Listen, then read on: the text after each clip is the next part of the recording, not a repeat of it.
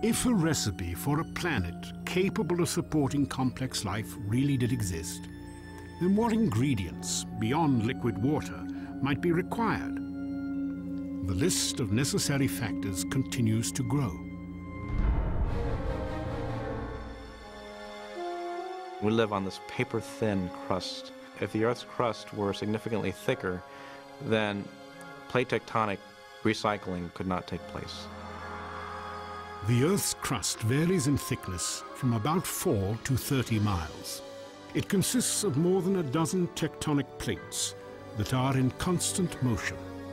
This dynamic geology regulates the planet's interior temperature, recycles carbon, mixes chemical elements essential to living organisms, and shapes the continents.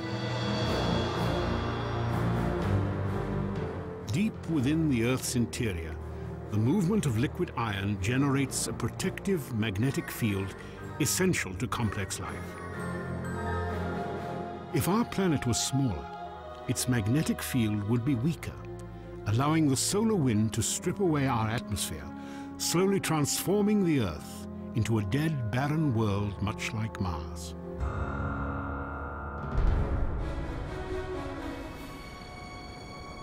We need an oxygen atmosphere, and the oxygen-nitrogen atmosphere that the Earth has is necessary for complex life.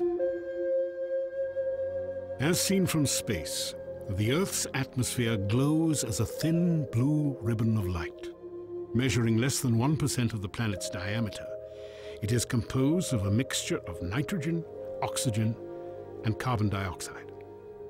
As a result, our atmosphere ensures a temperate climate, protection from the sun's radiation, and the correct combination of gases necessary for liquid water and complex life.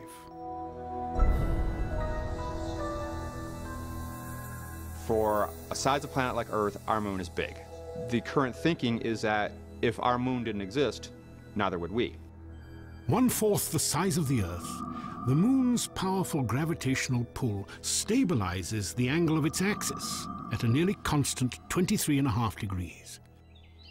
This ensures relatively temperate seasonal changes, and the only climate in the solar system mild enough to sustain complex living organisms. If we find life out there, especially complex or even intelligent life, it will be around a star similar to our own. We orbit what is known as a spectral type G2 dwarf main sequence star. It is well suited for our needs.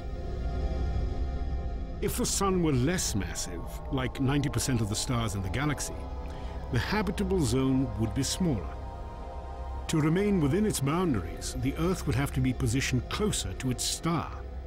Here, increased gravity would lock our planet's rotation into synchronization with its orbit.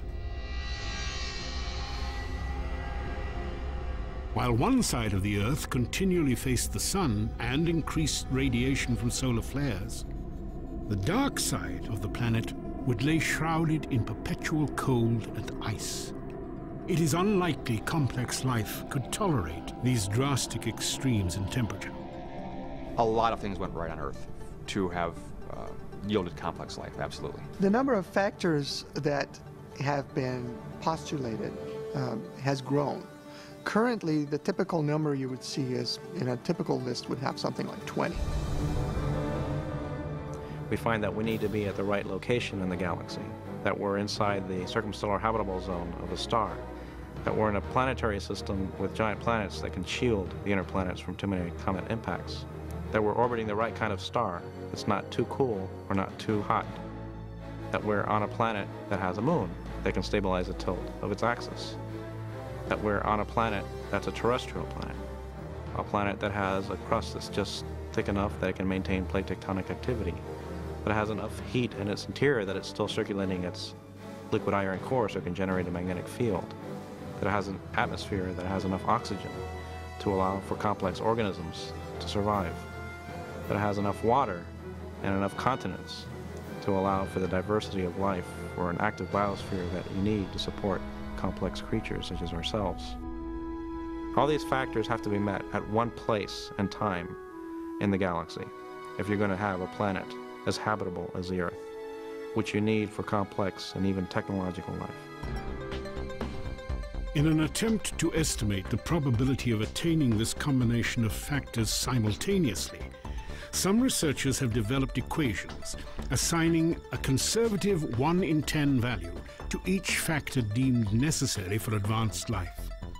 If every element has to be there at the same time, you have to multiply the probabilities. And that's what makes the probability at the end so small. You've got 10% of this and 10% of that, and these things rapidly multiply to exceedingly small numbers. The numbers on the order of 10 to the minus 15, which is 1/1000th of 1 trillion. And it's a number like that that you have to compare to the 100 billion stars that are in the galaxy. 100 billion is a very large number, but 1,000th of a trillionth is much, much smaller. On their face value, these probabilities are speaking. What they're telling us is this can't happen, or this is very unlikely to happen in the galaxy. And that's where the evidence is pushing us. There are many probabilistic resources in the galaxy, but on the other side of the coin are all these factors that you need. You have to get just right in order to have just one habitable planet like the Earth. And that leads me to conclude that yes, we're rare in the galaxy.